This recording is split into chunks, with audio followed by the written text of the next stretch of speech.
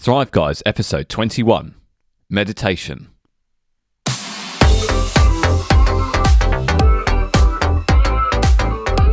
We went shopping, actually, yesterday at the mall. And the mall. And I got to see the 24-inch iMac in person for the first time. And the 12.9-inch new iPad Pro as well. Would you like to hear my opinion? Yes, please. Okay, well, I'll give it you. The iMac's thinness was bananas. It was just impressive. It's basically, you know your 11-inch iPad Pro? Yeah. It's basically the width of the depth of two of those. Bloody hell. Yeah, and it's the same all the way across. It's not like the old iMacs, which are kind of, they've got a bit of a bulbous booty. It's it's literally the same the whole way. What struck me though is, after the initial wow, it's like, okay, that's great, but it's just going to sit on my desk, so the kind of thinness is almost irrelevant. But it does make me excited for what they're going to do with the bigger one, or if they do an external monitor that isn't £5,000. Ooh, that will be exciting. So that would be awesome. That would be amazing, because it was actually thinner than my Dell 4K Ultrafine. Like, it was significantly thinner than that. So, the fact that they can put a computer in it is insane. But, love it. The iPad Pro, on the other hand, was underwhelming. I must admit, that it's meant to have this XDR power super duper display, which is, meant to be inky blacks and basically OLED without it being OLED, which is what we have on the phones. But when I was comparing the 11 and the 12.9, it wasn't a noticeable difference in the shop. I even put on an Apple TV show on both of them and tried to kind of compare the two, and it just wasn't all that. So, quick question: how long were you in the Apple Store for? How many episodes did you watch? Well, let's just say that we had to go to John Lewis for other things, other matters. Yeah. There just so happens to be a little mini Apple Store in John Lewis, and so after we'd purchased all of our items, we had to walk past it, and I just said to Kelly, like, "Oh, can we just?" And so she rolls her eyes and is like, "Okay, Joe, yes, we can." And she said she preferred the design on the old iMac than the new one. And I was like, wow.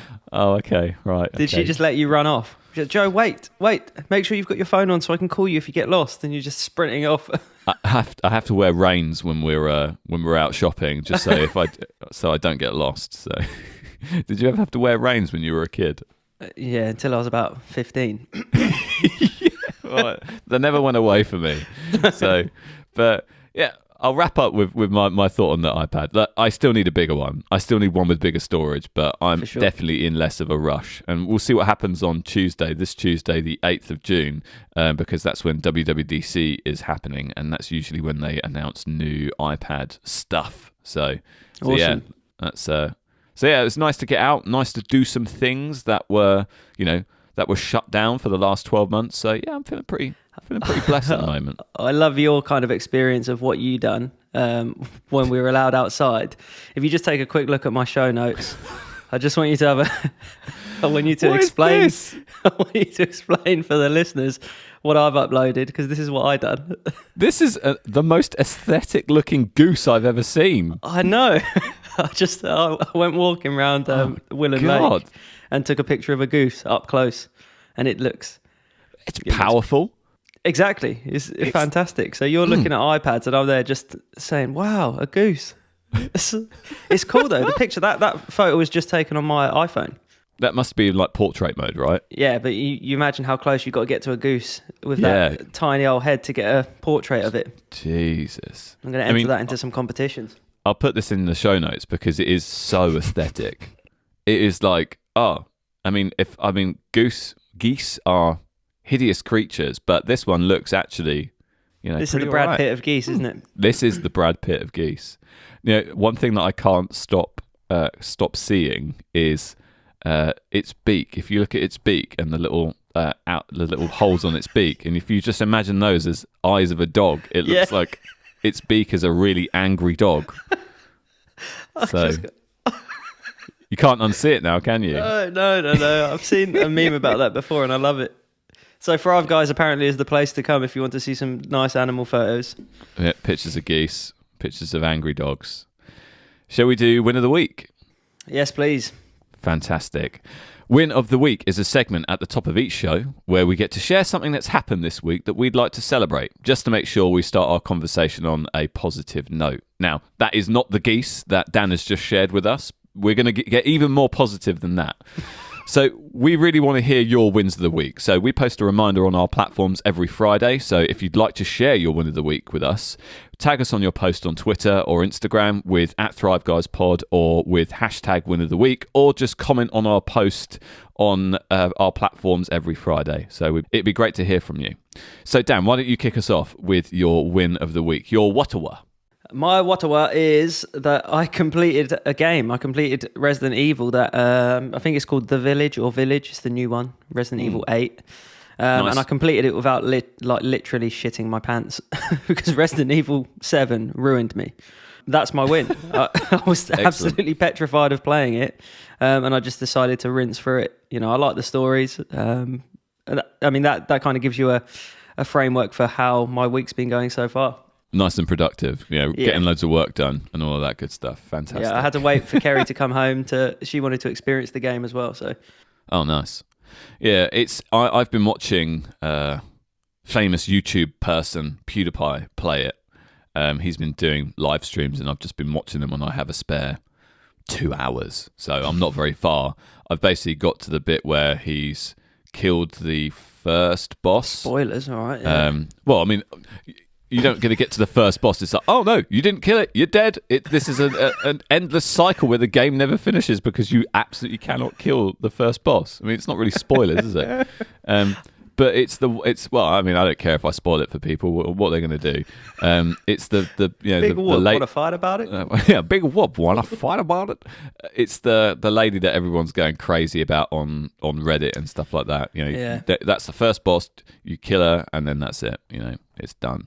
Big whoop. But it looks scary. It does look scary. The reason why I'm not playing it myself, and I did this with RE7 as well. I watched PewDiePie play it as well.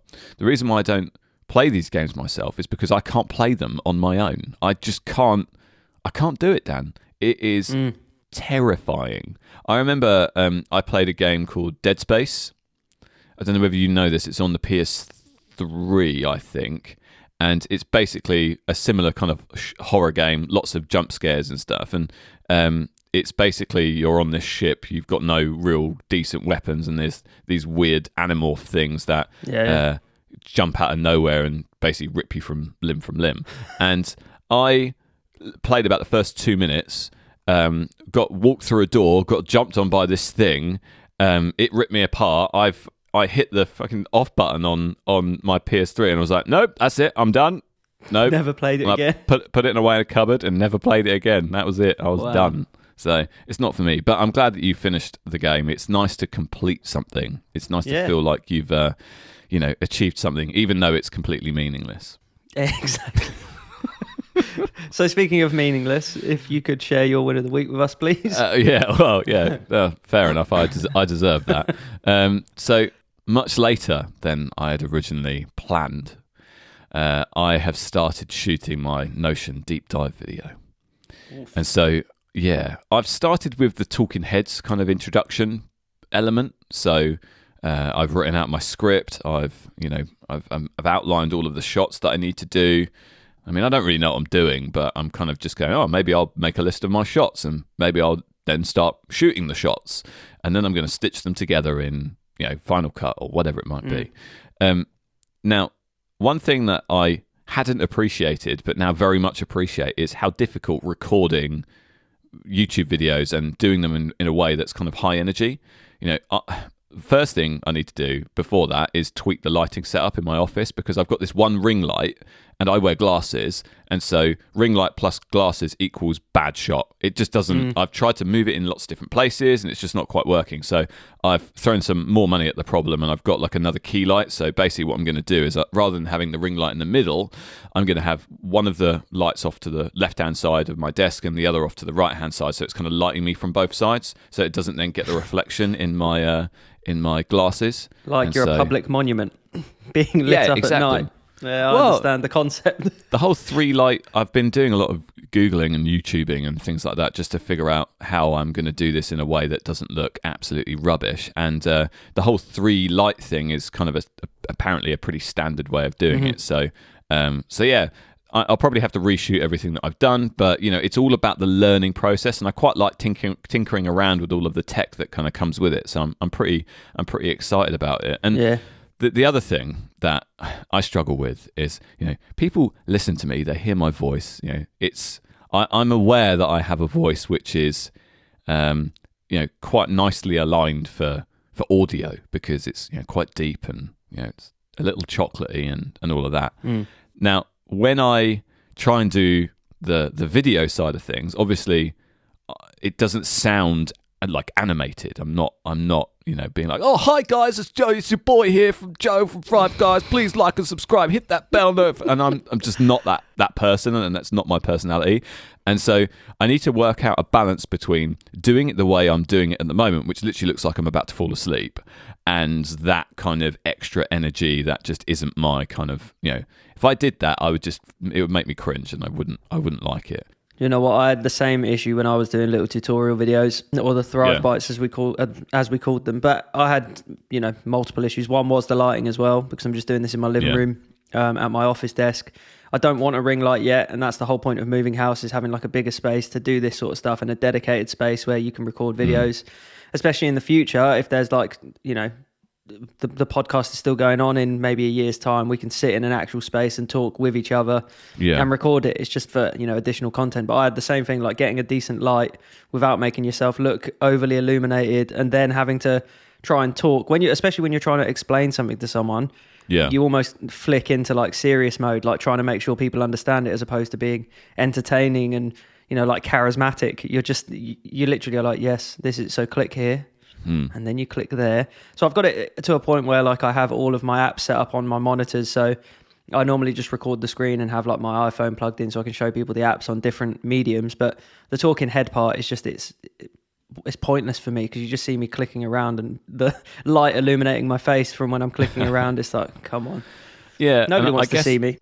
Well, yeah. No, I think it, for some reason, those sorts of videos, I think they do slightly better, because I don't know why, but it's the kind of when I do something like this, I want to do it right, and I want to do it well, and I want it to be, I set myself sometimes too high a standard. I should just do it and make it kind of rubbish, but just make it and do it. Whereas I want it to be of a high standard.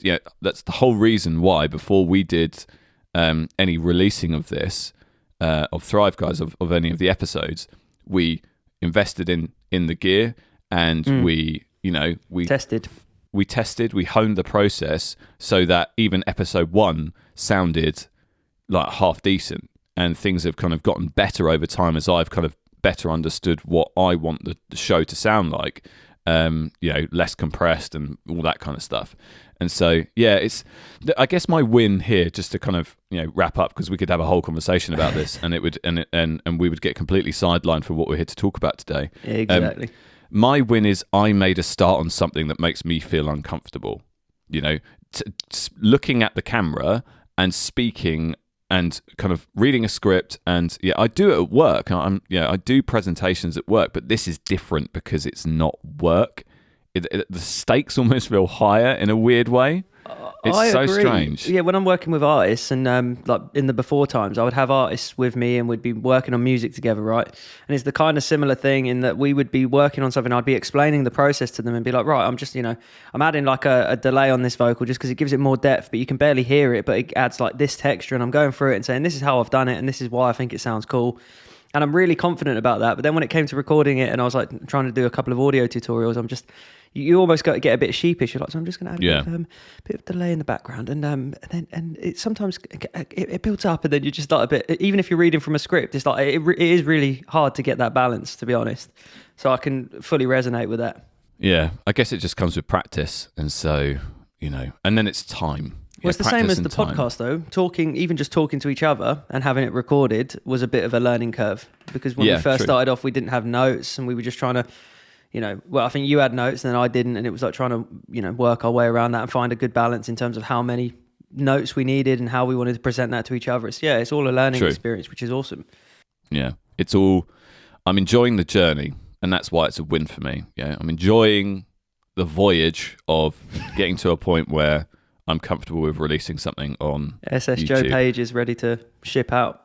Yeah, and do you know what's wild? Like 13 people will watch it.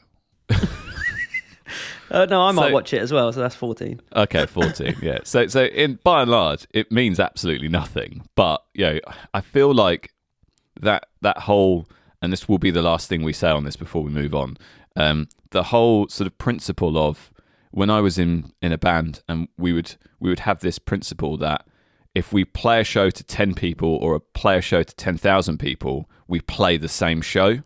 Do you know what I mean? It was that mantra that we had, like, we would rock out and headbang and all this kind of stuff. We wouldn't just sit there and just be like, yeah, we're just phoning it in because none of you people matter.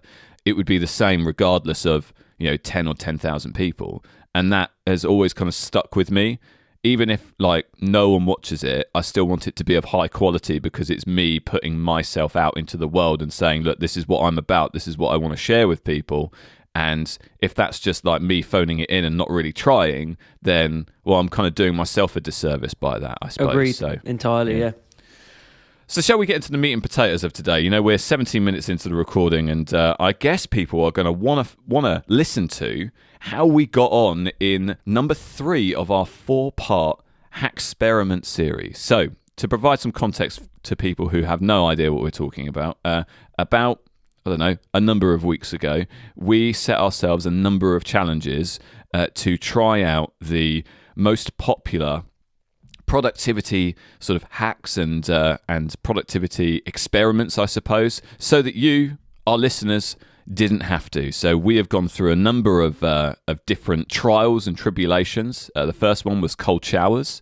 That was an interesting one. Yeah, brr, indeed. The second one was getting up at 4:30 in the morning. Spoiler alert, don't do it. It's rubbish. Maybe get up at 5:30, but 4:30 will kill you. 5 I've been doing consistently since then. Or 5 in the morning, yeah, and it's wicked. Find what works for you. But if you wanted to go listen to those episodes, we'll put those in the show notes. But this episode is all about our debrief on meditation.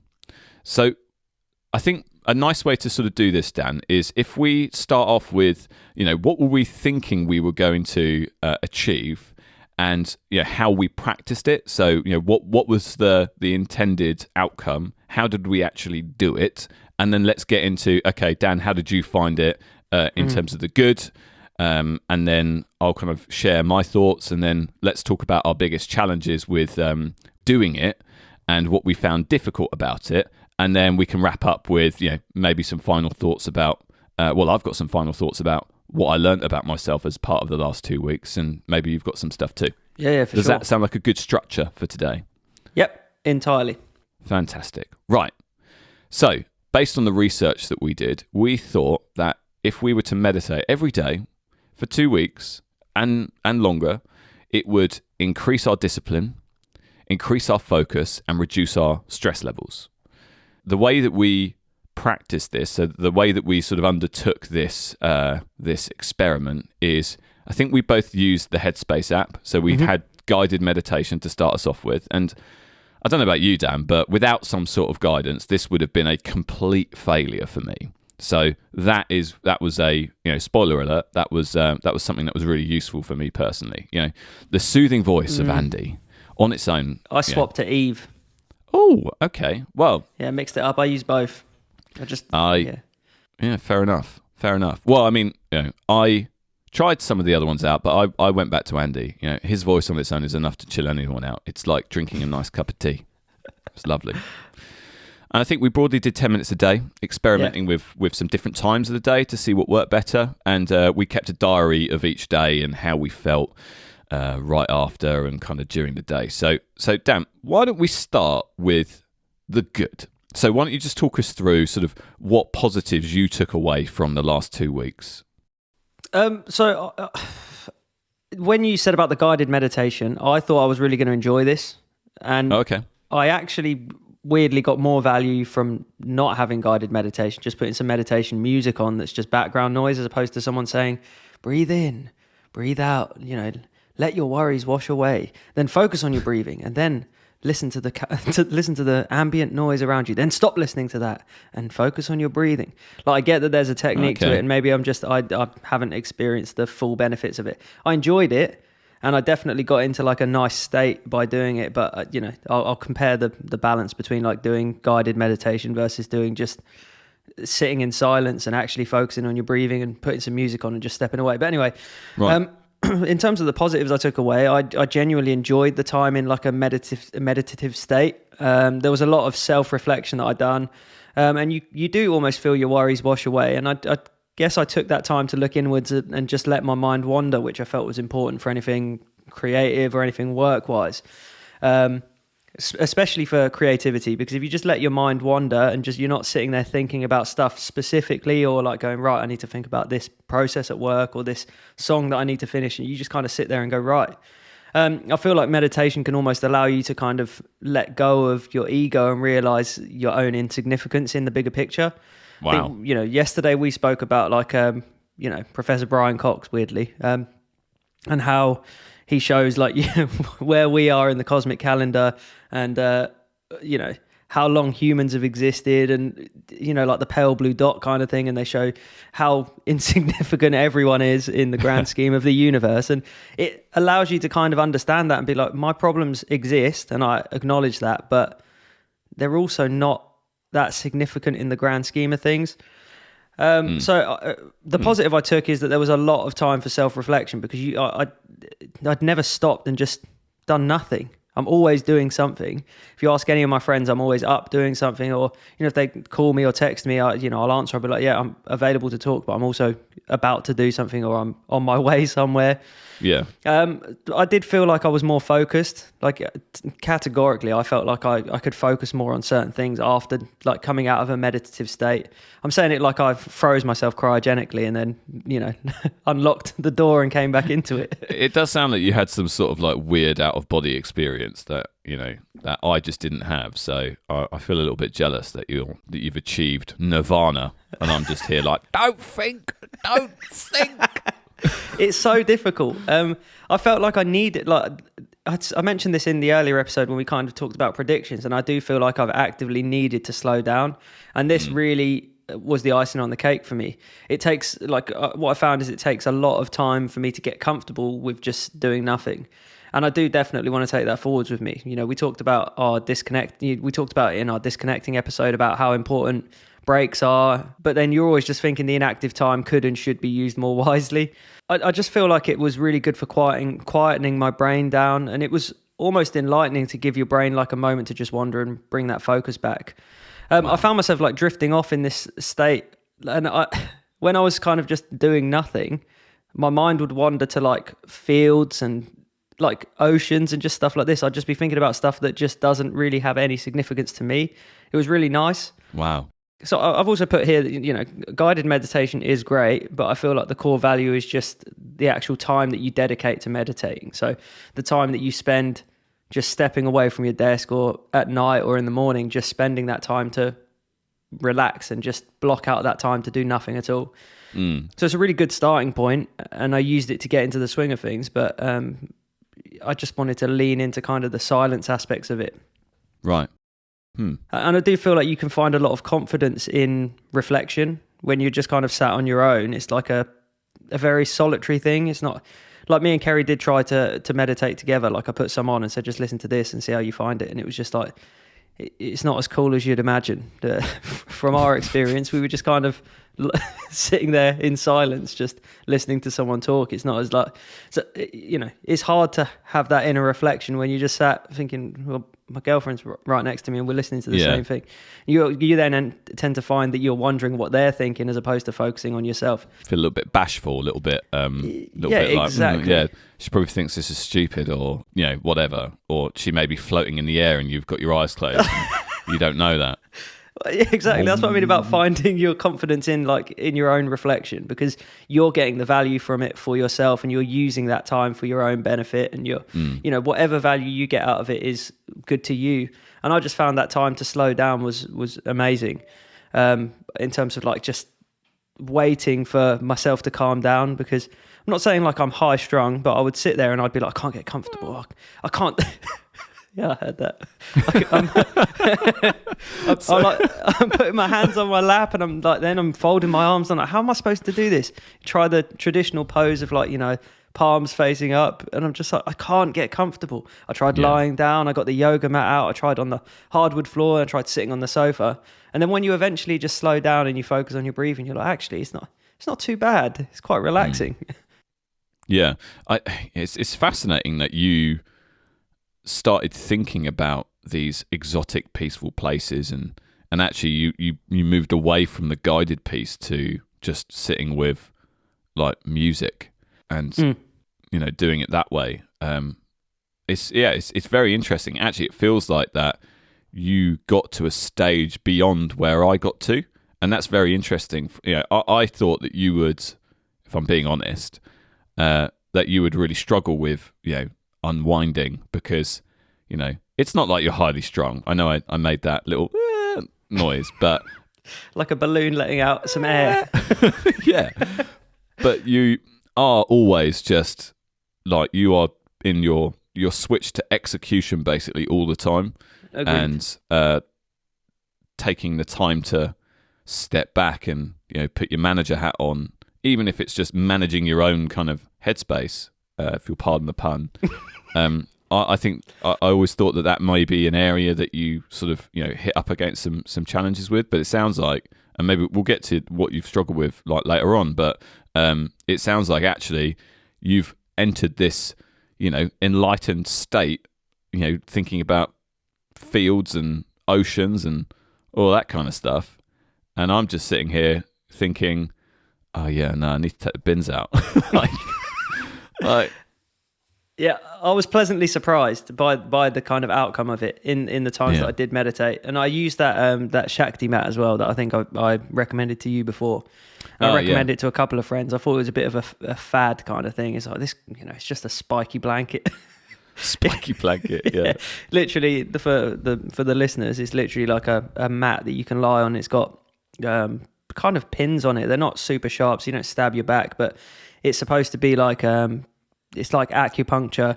But what I found is if you lie on that, your single focus is first your back hurting, and you're just kind of lying there like, ow, my back. And then you just kind of lean into it and you're like, actually, this isn't too bad.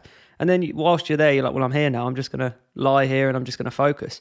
Or I'm just going to listen to the music and just whatever you're doing, drift off. Yeah, I've not used it at all. I bought it maybe a year ago, and I think I laid on it once and I was like, well, that's uncomfortable. And then it's just stayed in its bag in my office, and I always think about using it. I do.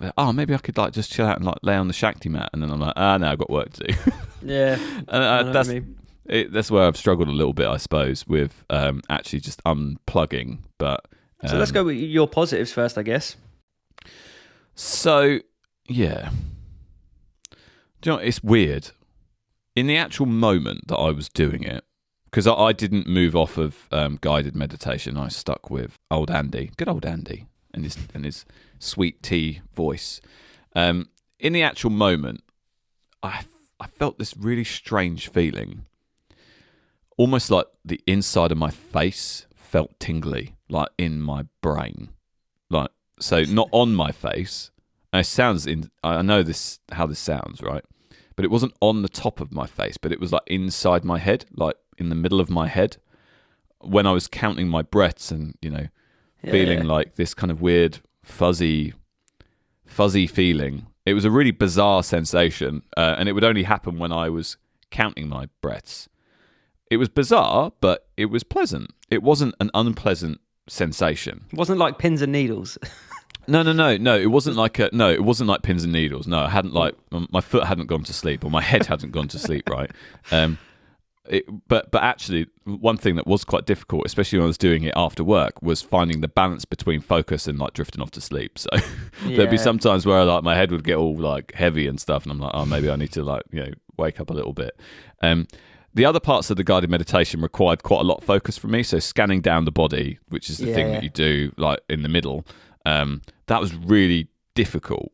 and just to consistently scan, because I'd be focusing on like a laser starting at the top of my head. So like, you know, like a Tesco scanner or a Sainsbury's scanner, whatever, Aldi scanner. Ping, ping, ping, ping, ping.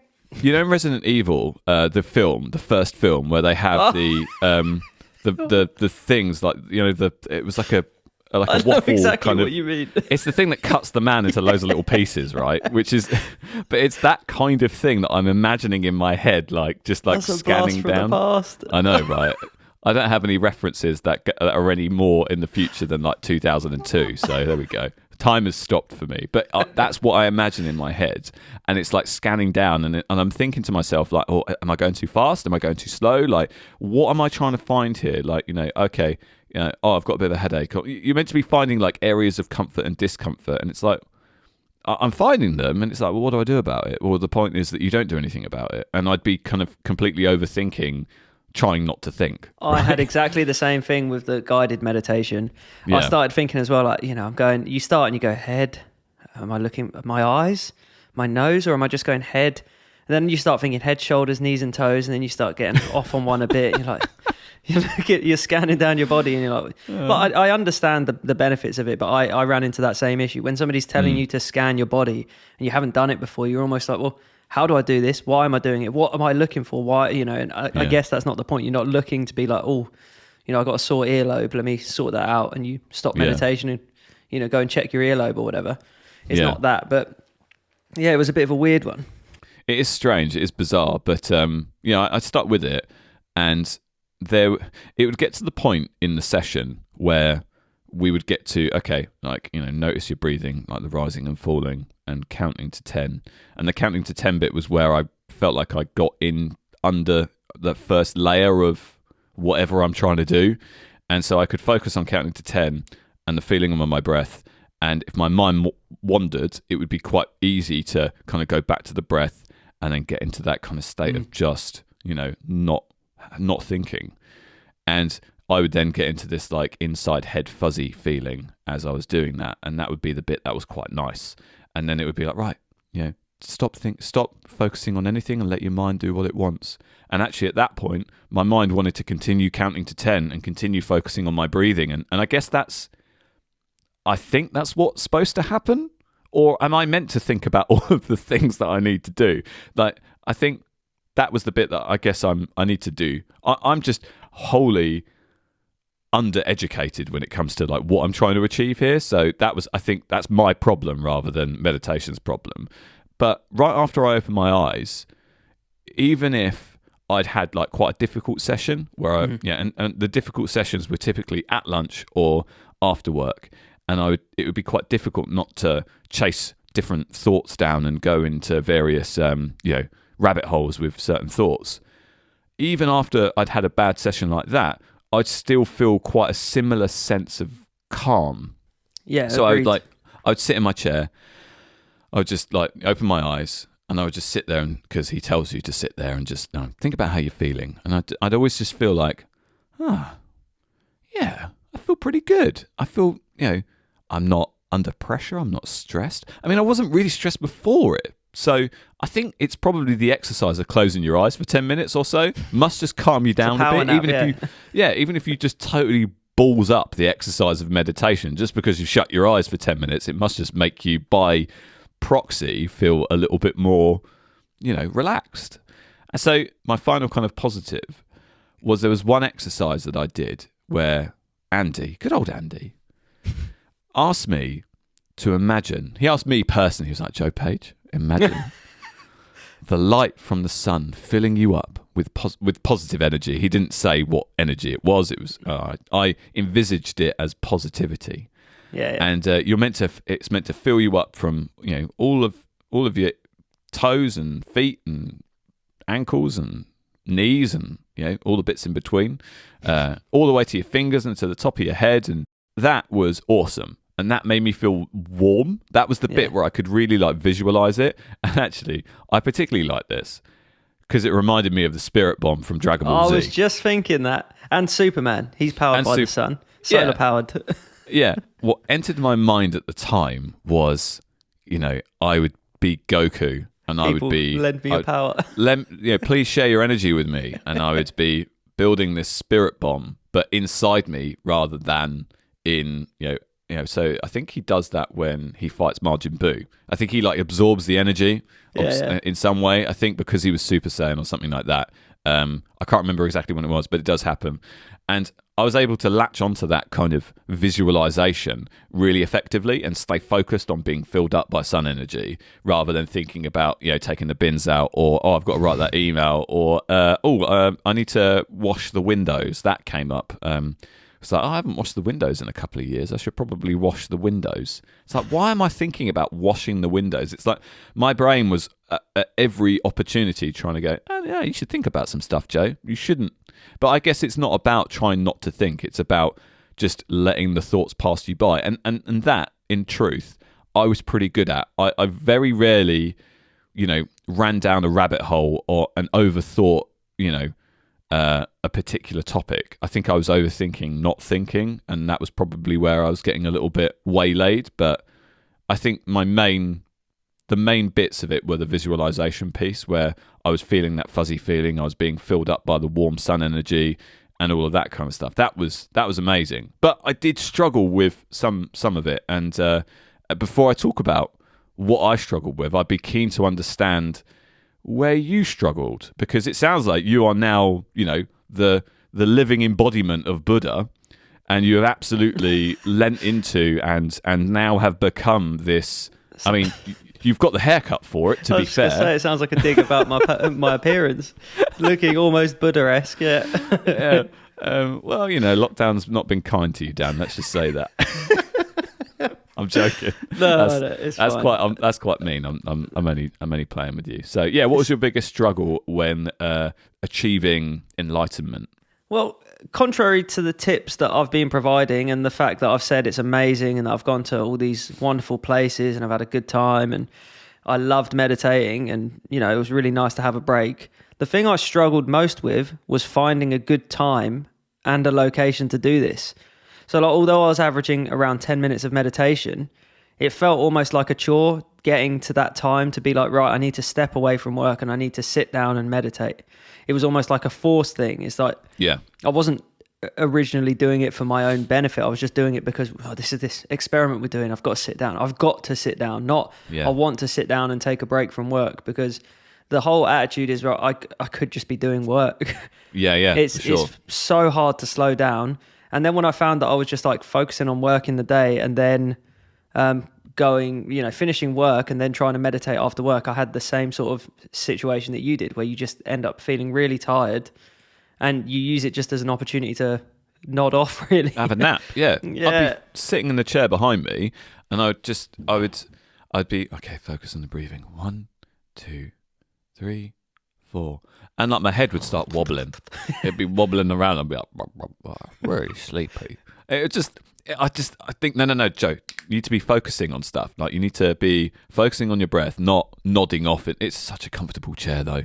I probably picked too comfortable a chair, because I can sit in there and I could quite happily just have a quick nap. And yeah, so I totally resonate with that. So especially if you imagine like a standard work day, say you're working 9 to 5, at what point do you decide to just stop and say, I don't know, to your boss, can you please not contact me? I'm being zen. Like, leave me alone for 10 minutes, BRB 10 minutes, meditating. Like, exactly. Especially if you, like, we work in a reactive environment. So if someone calls me and it's like, I need your help, I can't just, I know it sounds, I can step away for 10 minutes, I haven't got somebody checking up on me every now and then, but it feels like I could just be doing more with that time. I get paid for that time, right? So why am I not meditating in my own time? Like, our company's really big on, on mindfulness and stuff like that. Yeah, making sure you take breaks, and I should use that time. But again, I just find it hard, having tried to bring this into my daily routine, to find a time to be like this is a good time for me to just sit and do nothing.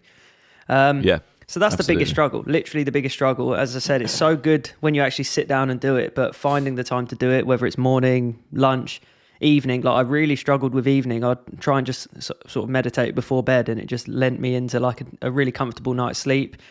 Lunchtime, I normally walk River, then come back and just kind of try and calm down that way, but then he's always sniffing around me, which is cool. I love my dog, but Yeah. when you're trying to be zen, it's all you hear is around your face. You're like, come on, just let me chill out. Or you just hear him, like his nails on the floor, just pitter-patting around and going, grumbling on the sofa. It's like, come on.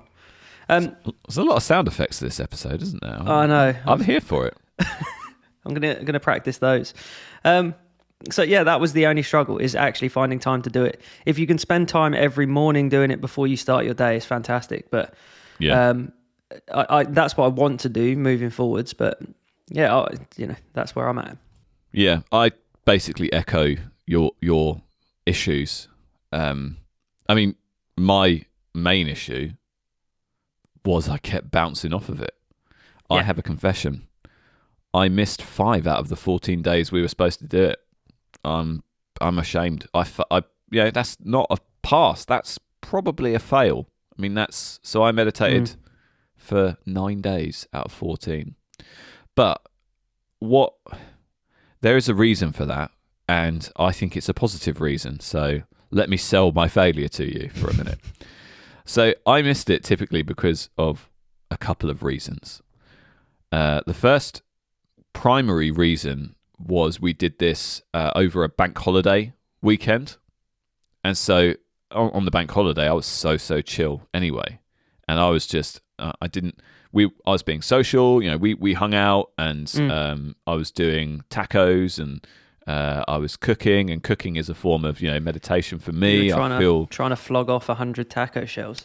Yeah, God, I totally overbought those. We had tacos last night, and I was like, we still have like 3 boxes left. I don't know how we're going to do this. But yeah, so it was a bank holiday, and so I was chill. And so I didn't feel like I needed that time.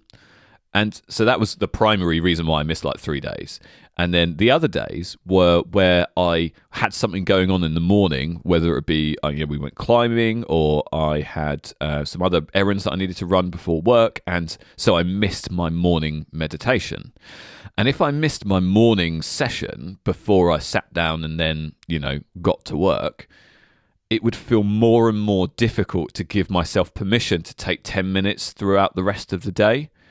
And so, in particular, It's interesting. it was strange. But, there was one side of it where I felt like it was, to your point, it was difficult to give myself permission to take 10 minutes during the work day. It's a good way to describe it. The permission side of things. I agree with that entirely, yeah. Yeah. And so during the workday, it was difficult to do that. But at night, I didn't feel like I got a lot of value from it. For me, this is a set-up activity. This is a set your mindset for the day activity rather than a wind-down activity. So my wind-down activity would be watching some crap TV, having a nice dinner, and, socialising with Kaylee or whatever before, going to bed. That would be... And if I then meditated at 9 p.m., I would just fall asleep. It would just be... It wouldn't be me being focused and being present. It would just me, closing my eyes and nodding off. And so when I did do it in the morning, it did set me up for that boost of intentionality. I agree with that. It gave me that, Fully. but that's totally anecdotal, right? And when you look at the daily data that I capture on time tracking, task completion, mood, unfortunately, I can't confirm that it measurably made me more focused or more productive or any of the things that we were hoping for. That's the reality. I felt like I was more focused, but that's it. I definitely, the 3 points we were discussing is discipline. That's a fail for me because look at the data. And look at your data, that's both of ours. I mean, for me, I'm trying to, I'm going through paperwork for my house, so now probably would have been a great time to be more zen. But increasing focus, I did experience. Like and exactly to what you're saying, if you meditated in the morning, that's when I felt like I got a more focused approach to the day, where I kind of just start the day going, do you know what, it might not be that bad. And then, clock in at 9 and then 9:02 and I'm back to standard old Dan, but the focus was there. But for sure. In terms of reducing stress, I could put that as a half tick, because when you're meditating, it does reduce your stress. That's a fact. Yeah, that's true. But then as soon as you come out of that and you sit back at your desk, it's almost like you just kind of snap back to reality and you're like, let's go. I'm back to where I was. That problem that I was dealing with 10 minutes ago is still it's there. still a problem. Yeah. Like you can kind of tackle it from a different angle, and you do feel a bit more, let's say present when dealing with it, but it's still there. And that stress doesn't just, wash away permanently and you're gone. It's not like a quick fix. It's not like this is polyfiller and you're a crack. And no. Or it might be. The crack's still there, but it's just you just filled in temporarily. Well, I've got some stuff to say about that, which I'm gonna talk about in a tick. The final thing I just wanted to air is my frustration at myself. Go on, get out that whip, start whipping your back. It's important. No, because it's important to do this because it's ridiculous that I didn't feel like I could give myself permission to take 10 minutes and sit and meditate, because I felt like I couldn't do that, even though I would often unintentionally space out on social media for 15, 20 minutes during the day. It would be like I'd be doing a task, I'd finish it, and I'd pick up my phone and I'd have, some sort of notification, and I would try and hide my social media apps in the app library on my phone. And it would just be like, I'm going to go all the way to the app library. I'm going to find them and I'm going to go and look at them. And it's just, clearly meditating would be more valuable to me than just watching videos of people eating secret KFC menu items, which was a video that I watched. It was 12 minutes and I watched all of it. Ridiculous. Why am I doing that? Why am I watching something like that rather than doing something valuable? That was what my poo head brain decided to do versus doing something valuable. And I've only got myself to blame for it. It's really frustrating after the fact to look back and go, why did I waste time doing that? I've wasted so much time, getting distracted with those sorts of things when I could be doing something productive, even if it's doing something that is better for my brain, like meditating. I think really it's the kind of sign of the time. I've got a holiday coming up in a couple of weeks, and I think it's demonstrative that I need that holiday. So, agreed. It is what it is. So I just wanted to share that I'm an idiot, and No, it's about accountability, and it's something I want to take forwards. Like, I definitely do, and I feel like if I can definitely carve out time in the morning. I get up at 5 a.m, right, every morning, so I can definitely carve out 5 or 10 minutes to do it. That's a fact. So then to come out with, and as the stats show, it's like to come out with, I just couldn't find 10 minutes to sit down and be quiet and focus. It's preposterous. Yeah, exactly. And that's what this whole experiment has shown for me, that people sometimes think that you can just pick up meditation, and maybe you are one of those people that can just sit down and start meditating and you do it every day and you love it. But for me, as someone that's coming into this completely fresh, has never done it before, I struggled to get into the flow of things. And even though I've categorically said I enjoyed it and I found it was really relaxing and something that I need, like even then it's still hard to get into. So I'm hoping to take it forwards. I think my subscription was 2 weeks, but I'm going to carry it on. Okay, yeah. So you're sticking with Headspace. I'm going to try and go down the guided meditation route, as well as I just think you need to mix it up, instead of it's hard to just lie there and let your mind wander. I feel like you need some sort of control over it, and Headspace seems to be the one to go for. So yeah. Variety is the spice of life, Dan. Variety is the spice of life. So I had some final things that I wanted to talk about and wanted to just share about some of the unintended consequences of the last 2 weeks. You piqued my interest. I think they're quite interesting, because I learned some things about myself from this exercise, and I guess this is what this is all about. We're obviously trying these productivity, hacks or whatever you want to call them, so that our listeners don't have to, and they can kind of get the TLDR. Although it is quite, they have to listen to 4 hours worth of podcast in order to get the TLDR. So, take that as you will. But there were some unintended consequences from this session that I thought were really valuable to me to understand. So I'm just going to kind of rattle through them and share them with you, and maybe we can talk about them. So my first thing that I learned about myself is that for someone who works in quite a high pressure job, I'm pretty impervious to high levels of stress, which wasn't always the case, but I guess I've become hardened to it over time. So I'm pretty good at putting pressure, putting the pressure of the results piece to one side and focusing on like the mechanics of a task and of getting something done and executing on being successful. And, you know, as a result of that, there wasn't really a period of time over the kind of 2 weeks that we did this that I was drowning and looking for someone to help me hit the eject, you know, for something, not someone, to help me hit the eject button. I didn't feel like I was like, oh God, I need to like sit and meditate. And, you know, I never had that feeling. So I think that's probably why I bounced off it so much. Yeah, So I agree with that. that's quite, you know, that's a positive, you know, to spin the failure in a positive light. That's pretty good. The second point I've already talked about really is being easily distracted if I have my phone kind of sitting on my desk. So one of the things that I did to buck that was putting my phone on the storage unit behind me, and actually like just not having the opportunity there to pick it up made my screen time on those days go down quite considerably, which is great. You know, just remove the temptation from your eye line, and it will, you know, it's clear that it will make a difference, you know. And just a sidebar on that, I am going to delete my social media off my phone again. You know, in particular, Facebook. I'm just going to get rid of it. I'm going to not use it. The reason why I put it back on my phones is because the Summer of Creativity sort of suggest. Well, I wanted to do as part of the Summer of Creativity to post more on social media. Now, I haven't done that as much as I would like, but I have done that more than I used to. But the cost to distraction is too high. So I am going to basically delete all of the ones that distract me and keep the ones that don't. And so, yeah, I hate how much of the attention that it steals from me. So yeah, I agree with that. And here's one for you. In the interest of accountability, yeah, let's add a segment to the show where we can do a screen time showdown weekly. A weekly screen time showdown. Okay.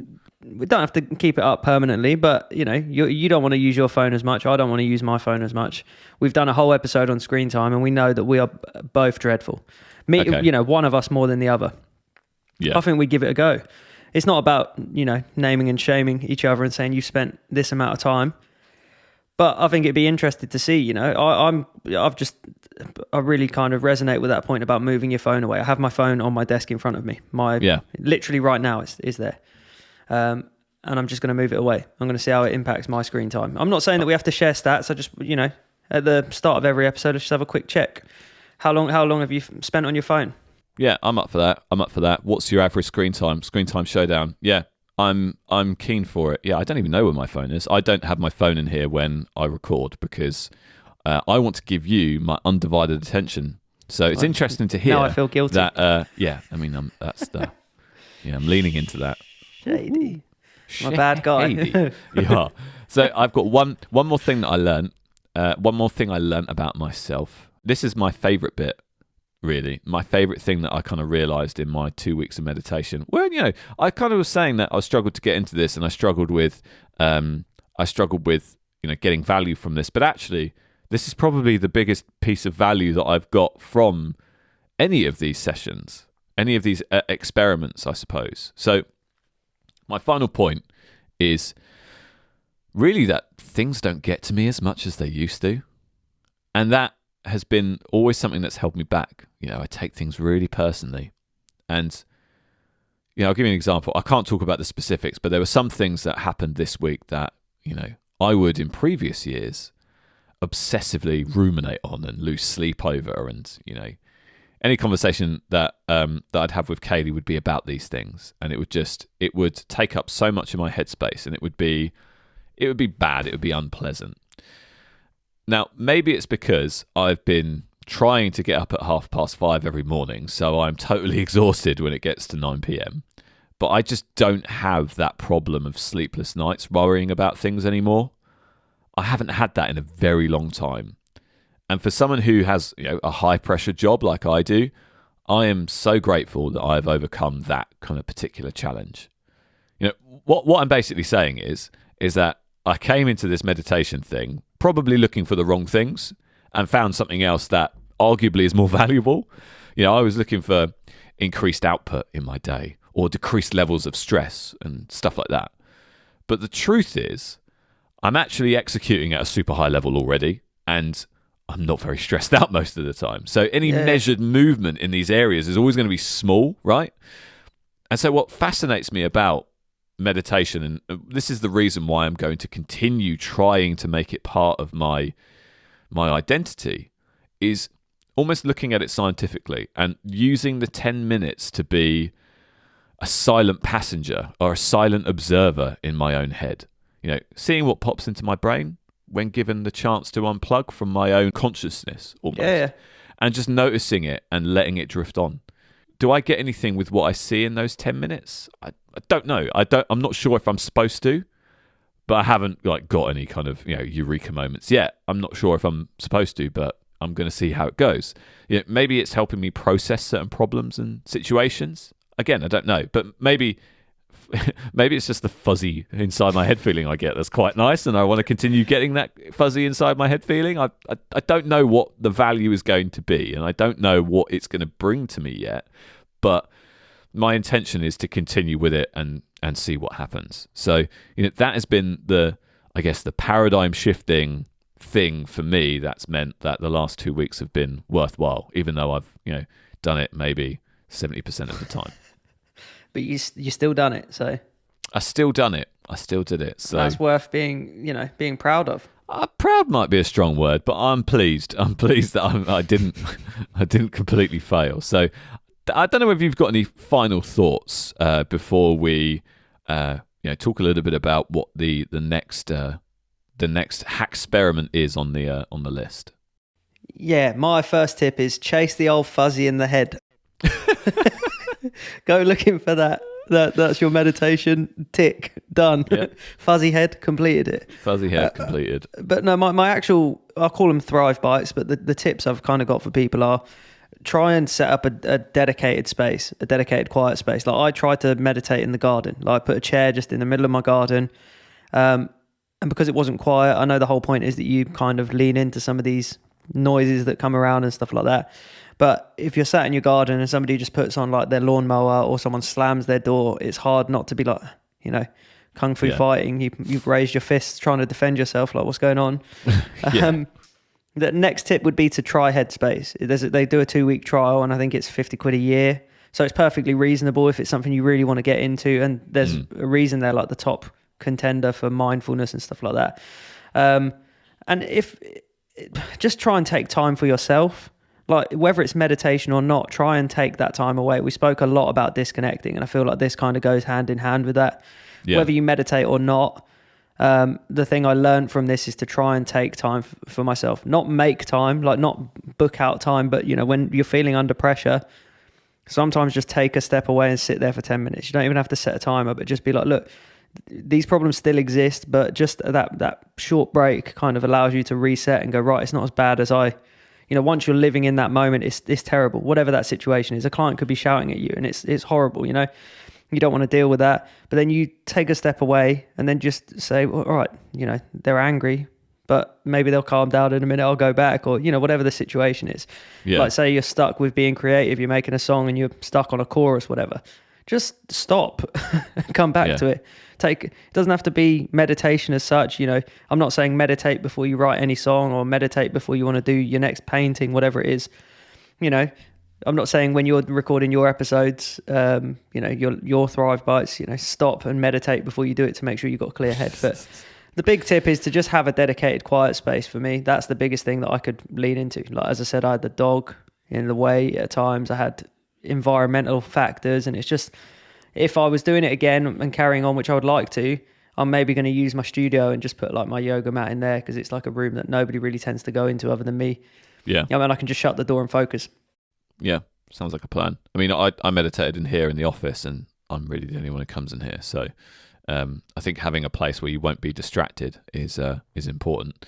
Even though it's hard to do that in the summer, because every neighbour and their dog is mowing grass and doing various things. But it's good.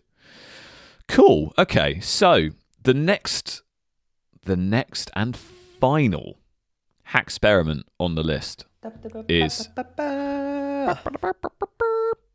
intermittent fasting. So when we talked about this in episode 16, I had a disclosure and said I don't know anything about what we should be achieving here. But I think what we talked about at the time was increasing focus and, I guess, weight loss. That's not something that I need. I'm not tracking that myself. But what are we trying to achieve with this, with intermittent fasting? Like, what's the outcome that we should be thinking about here? I think it is a general feeling of healthiness. Okay. When I tried it before a couple of years back, you just feel like, although you're eating less and you're, starving yourself for 16 hours or whatever it is, you tend to you have more natural energy, because it's apparently what your body should be doing, as opposed to having 3 square meals. You should only be eating between certain hours and stuff like that. So your body actually has time to process the food that's in your body. So you're not sluggish, you get more natural energy, and you just feel less bloated and less full throughout the day. Right. Okay. But you still have the same output, really. Yeah. Okay. And that's what I'm hoping to get from it, even this time around. But I also, I know people that swear by it for weight loss. So maybe you're going to see me, I'm going to have a 6-pack within 2 weeks. Who knows, Joe? Who knows? That will be interesting. So yeah, fair play. I bounced off it, but I had spent some time tracking what I was eating prior to doing this, to try and get like a baseline. And I was using an app called Food Numbs for it. I haven't updated the app in a while, because the challenge always is, when you're tracking your calories and stuff like that, is if you make something at home, the amount of effort to then put the entire recipe in this app, it just, for me, it's always been, I don't want to do that. It's just too much effort. If it's something that you pick up off the shelf, great. You can scan the barcode. They usually have some sort of database, jobbed. But if you're making something, you say, right, well, 1 onion, 1 piece of garlic, a little bit of stock, and some chopped tomatoes. It's like, flipping heck, like, this is just going to take me forever. That said, I didn't know, but now I do know that I, for a while, and still do, intermittent fasting already, and I eat less than 2,000 calories a day typically, and so having that information is good, right? But it's something that I needed to redress, which I did. So yeah, it'd be interesting to see what actual changes I need to make here in order to kind of achieve this, because I don't eat breakfast just as a matter of course. I never eat breakfast. So I think actually the 16-8 method, where you are able to eat for 8 hours and you're not supposed to eat anything apart from water for 16 hours, I don't feel like it's going to be a massive change for me. But I will put a plan together. We'll use the app called Zero to track it all, and we will see how we get on, won't we? Yeah, I'm excited for this one. Excellent. Right, fantastic. All right, Dan. Well, that's it from me. And me. Goodbye. Thanks everybody for listening. If you enjoyed this episode, please consider subscribing to our show. And if you really, really liked it, please consider giving us a 5-star rating. That really helps us out, it helps us grow our audience. So, only if you loved it, but if you did, then that'd be really good. If you'd like to hear more from Dan or myself, please follow us on Twitter at ThriveGuysPod. Otherwise, we'll see you next week. Say goodbye, Dan. Goodbye.